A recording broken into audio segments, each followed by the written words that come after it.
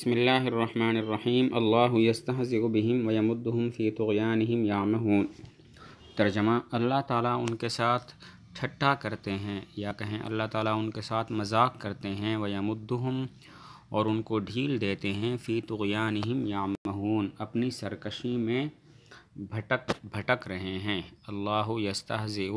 اللہ ان کے ساتھ مذاق کرتے ہیں، ویمدہم اور ان کو ڈھیل دیتے ہیں، فی طغیانہم اپنی سرکشی میں، یعمہون بھٹک رہے ہیں۔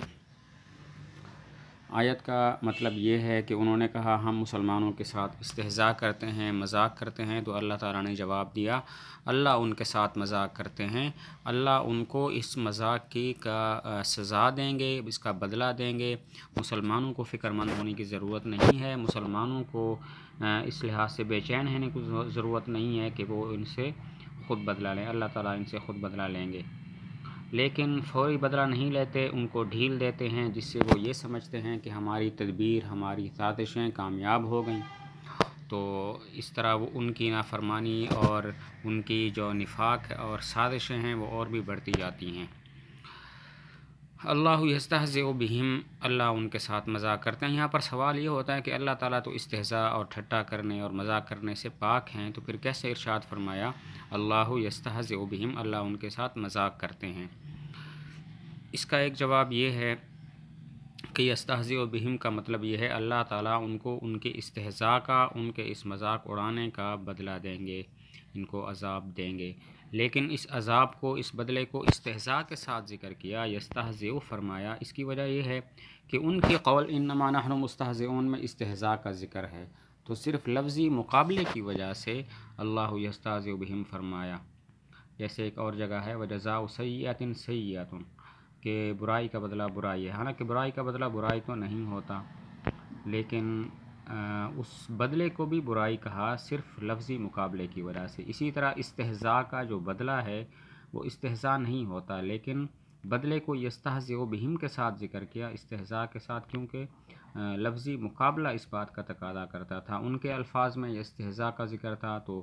بدلے میں بھی استہزاء کا اب ذکر ہو گیا۔ دوسرا جواب یہ ہے کہ اللہ یستہزئ بہم کا مطلب یہ ہے کہ قیامت کے روز ایسے ہوگا کہ ان منافقین کے لیے جنت کا دروازہ کھولا جائے گا، جب وہ قریب پہنچیں گے تو وہ دروازہ اچانک سے بند کر دیا جائے گا، تو یہ مطلب ہے اللہ یستہزئ بہم کا۔ اور تیسرا جواب یہ ہے کہ مسلمان تو پلصراط پر اپنے نور ایمان کی وجہ سے گزر جائیں گے، جب وہ منافقین مسلمانوں کو گزرتا دیکھیں گے تو ان کے پیچھے پیچھے چل پڑیں گے تاکہ ہم بھی گزر جائیں اس روشنی کی وجہ سے، لیکن جب وہ پہنچیں گے تو مسلمانوں اور منافقین کے درمیان ایک آڑ بنا دی جائے گی، ایک پردہ حائل ہو جائے گا، جس کی وجہ سے وہ نہیں گزر سکیں گے، جیسا کہ ارشاد باری تعالیٰ ہے فَضُرِبَ بَيْنَهُمْ بِسُورٍ لَهُ بَابٌ، ان کے درمیان ایک آڑ بنا دی جائے گی، مسلمانوں اور منافقین کے درمیان ایک آڑ ہو جائے گی کہ مسلمان تو پھر گزر جائیں گے لیکن منافقین رہ جائیں گے۔ تو ایک جواب یہ ہے کہ یستہزئ کا مطلب ہے اللہ تعالیٰ ان کو ان کی استہزاء کا، ٹھٹا کرنے کا بدلہ دیں گے۔ دوسرا جواب یہ ہے کہ مراد ہے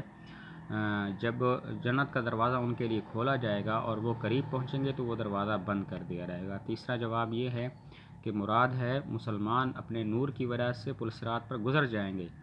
ان کی دیکھا دیکھی منافقین بھی گزرنے کی کوشش کریں گے، لیکن جب وہ قریب پہنچیں گے تو ایک آڑ بنا دی جائے گی اور وہ نہیں گزر سکیں گے۔ اور دوسرا سوال یہاں پر یہ ہے کہ منافقین نے اپنے استہزاء کا ذکر کیا انما نحن مستہزئون جملہ اسمیہ کے ساتھ، جبکہ اللہ تعالیٰ نے جواب میں یستہزئ بہم فرمایا جملہ فعلیہ کے ساتھ۔ سوال یہ ہے کہ منافقین نے اپنے استہزاء کا تذکرہ کیا جملہ اسمیہ انما نحن مستہزئون کے ساتھ، جبکہ اللہ تعالیٰ نے جواب دیا یستہزئ بہم جملہ فعلیہ کے ساتھ، تو اس کی کیا وجہ ہے؟ جواب یہ ہے کہ یستہزئ فعل ہے اور فعل تجدد پر دلالت کرتا ہے،